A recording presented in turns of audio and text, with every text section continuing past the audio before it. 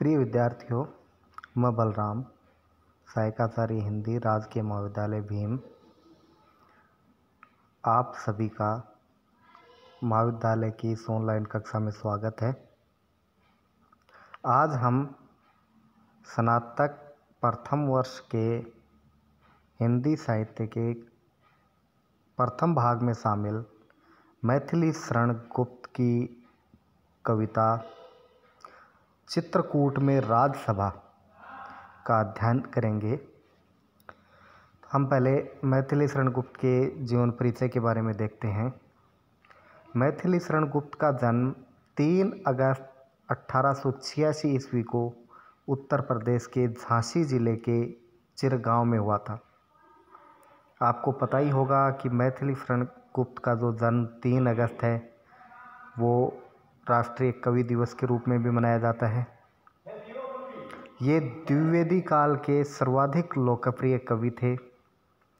द्विवेदी काल के बारे में आप जानते हैं कि भारतेंदु युग के बाद द्विवेदी युग आता है, जो लगभग 20 वर्षों का समय है, 1900 से लेकर 1920 तक।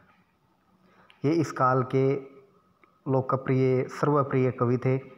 इनका व्यक्तित्व सहज, शील संपन्न और उदार था।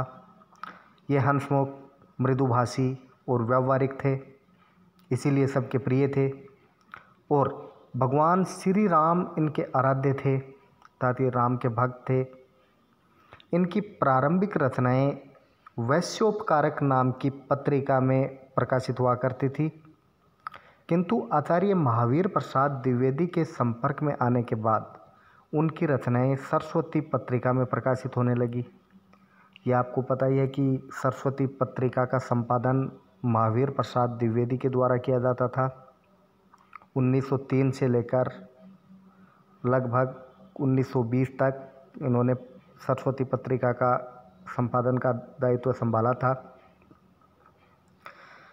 अपने गुरु और आचार्य महावीर प्रसाद द्विवेदी के मर्यादावादी, आदर्श प्रिय, स्नेह से प्रोत्साहन एवं उपदेशों के कारण उन्होंने राष्ट्रीय चेतनावादी काव्य की रचना की।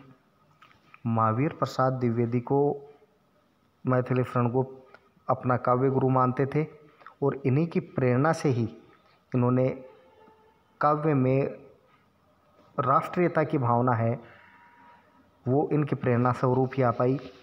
द्विवेदी जी के वात्सल्य और स्नेह के परिणाम स्वरूप उनकी काव्य कला में उत्तरोत्तर निखार आता गया। प्रारंभ में द्विवेदी जी की जो प्रवृत्ति थी वो ब्रज भाषा लिखने की ओर थी, लेकिन महावीर प्रसाद द्विवेदी के संपर्क में प्रारंभ में मैथिली शरण गुप्त ब्रज भाषा में लिखा करते थे, लेकिन महावीर प्रसाद द्विवेदी के संपर्क में आने के बाद उनके प्रभाव से इन्होंने भी हिंदी भाषा में अर्थात खड़ी बोली हिंदी में लिखना प्रारंभ किया। इनकी पहली पुस्तक थी रंग में भंग, जिसका प्रकाशन 1909 ईस्वी में हुआ, लेकिन ये रंग में भंग है ये इतनी प्रसिद्ध नहीं हो पाई। इनकी प्रसिद्धि का मूल आधार भारत भारती रचना है, जिसकी रचना इन्होंने 1912 ईस्वी में की। भारत भारती ने हिंदी भाषियों में जाति और देश के प्रति गर्व और गौरव की भावनाओं को जगा दिया, और इन्हीं कृति के कारण मैथिली शरण गुप्त को राष्ट्रकवि की उपाधि मिली थी और इन्हें राष्ट्रकवि के नाम से जाना जाता है। गुप्त जी मातृभूमि को केवल एक भूमि का टुकड़ा, भूमि खंड ही नहीं मानते थे, अपितु उसे सगुण मूर्ति सर्वेश की मानते थे, अर्थात वो सर्वगुण संपन्न मानते थे इसे। तो इसके बारे में उन्होंने कहा भी है, पंक्तियाँ हम देखते हैं। नीलांबर परिधान हरित पट पर सुंदर है, सूर्य चंद्र युग मुकुट मेखला रत्नाकर है, नदियाँ प्रेम प्रवाह है, फूल तारे मंडन है, बंदी जन खगवृंद शेष फन सिंहासन है, करते अभिषेक पयोध हैं, बलिहारी इस वेश की, हे मातृभूमि तू सत्य ही सगुण मूर्ति सर्वेश की। अर्थात इन्होंने भारत की जो प्राकृतिक शोभा, प्राकृतिक छटा, इन सब का वर्णन करते हुए कहा है कि ये मातृभूमि अर्थात ये जो भारत की भूमि है ये सर्वेश की मूर्ति है, अर्थात ये परिपूर्ण है एकदम से, क्योंकि बादल तक यहाँ इसका अभिषेक करते हैं। खगवृंद हैं वो इसके बंदीजन हैं, शेष फन इसका सिंहासन है और नदियाँ इसके प्रेम का प्रवाह है। फूल इसके तारामंडल हैं, सूर्य और चांद दोनों इसके मुकुट हैं और पर्वतराज हिमालय ये इसकी मेखला है और चारों ओर छाई हुई हरियाली है, ये इसका हरित पट है अर्थात सुंदर वस्त्र है। इस प्रकार प्रकृति की छटा को यहाँ पर बहुत ही अद्भुत तरीके से प्रकट किया गया है और भारत की इस धरती को, मातृभूमि को पूर्णता की प्रतिमूर्ति बताया गया है। मैथिलीशरण गुप्त ने भारतीय जीवन को समग्रता से समझने और प्रस्तुत करने का भी प्रयास किया है। रामचरितमानस के पश्चात हिंदी में राम काव्य का दूसरा स्तंभ मैथिलीशरण गुप्त की साकेत है। साकेत इसकी रचना का नाम है, काव्य कृति है।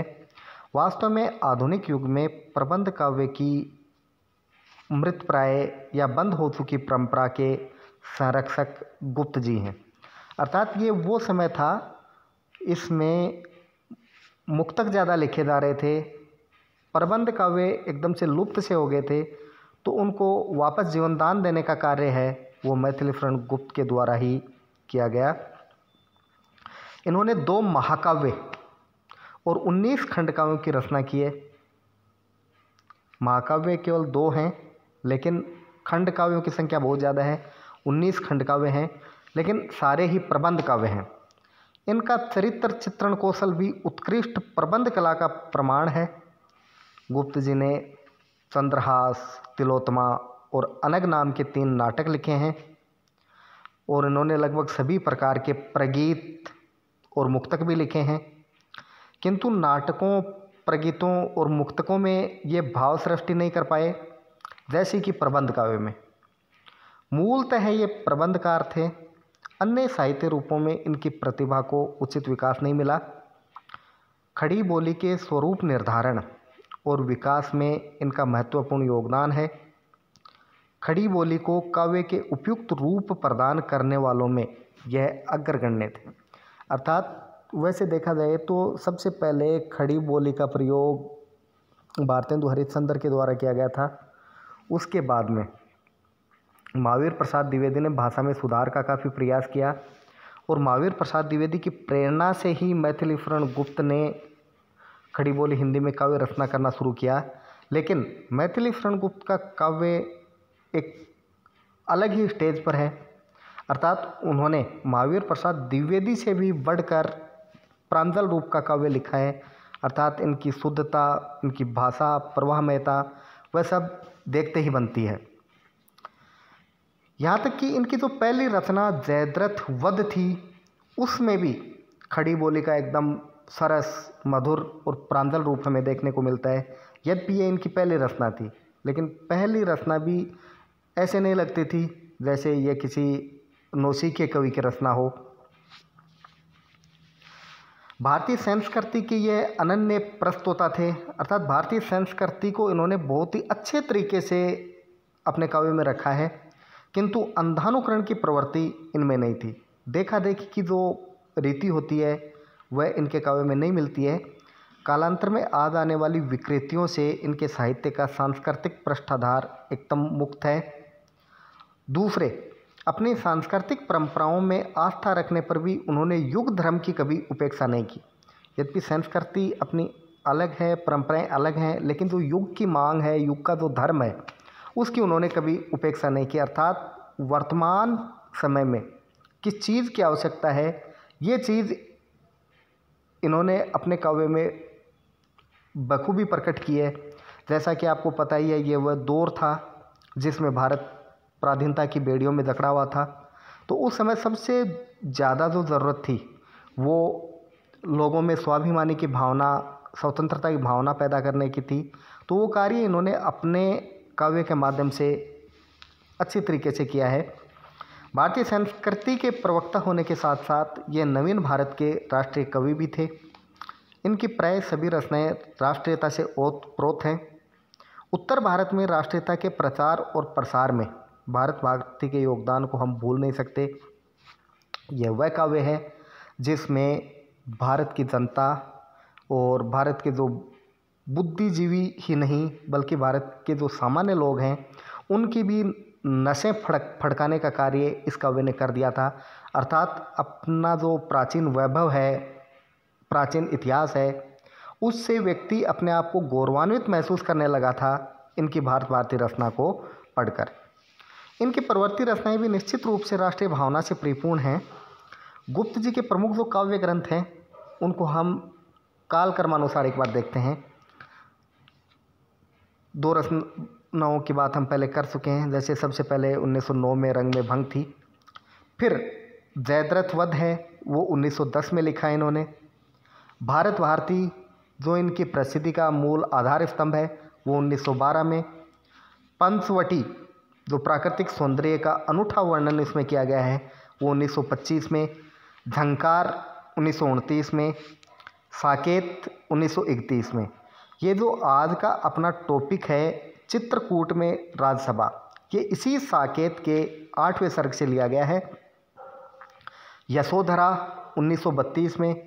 यशोधरा में गौतम बुद्ध की पत्नी यशोधरा के बारे में लिखा गया है।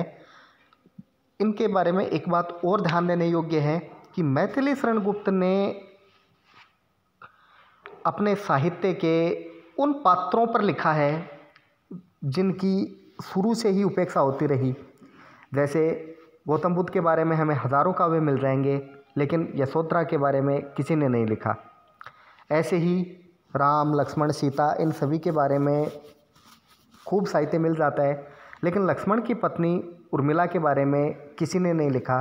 तो ये जो बचा खुचा कार्य है कि इन्होंने अपने काव्य के माध्यम से किया है।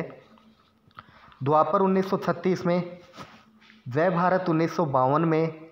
विष्णुप्रिया 1957 में। ये इनके प्रमुख काव्य हैं। प्लासी का युद्ध, मेघनाद वध, वृत्रसंहार, ये इनके द्वारा अनुदित काव्य हैं।